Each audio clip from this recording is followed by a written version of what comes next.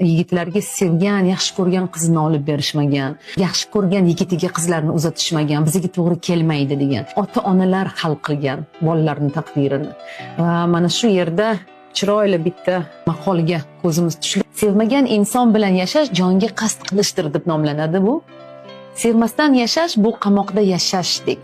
Bu asta-sekin o'zingizni yo'qotish, yuragingizni, ruhingizni, haqiqiy meningizni so'ndirish demakdir.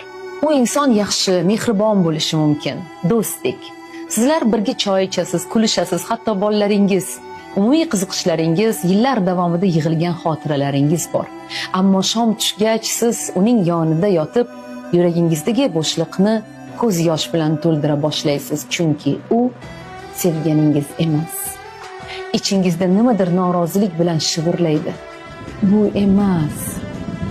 Bu hayot men kutgan hayot emas. Bunday munosabat kundan kunga bo'g'adi. Har tongda uyg'onib, yoningdagi inson siz kutgan odam emasligini his qilish eng og'riqli tuyg'ulardan biri. Ko'pchilik bunga ko'nikadi. Yillar o'tadi, hayot o'tadi, ular o'zini afsuski yo'qotib qo'yadi. Ammo ishoning, bir kun sevgida quriladigan haqiqiy munosabatni topish umidi bilan yashash 1000 marta yaxshiroq. Ushbu inson ham, siz ham boshqa taqdirga loyiqsiz. Hayot nihoyatda qisqa. Uni niqoblar ostida yashash uchun sarflashga arzimaydi. Sevmagan inson bilan yashash o'ziga xiyonat.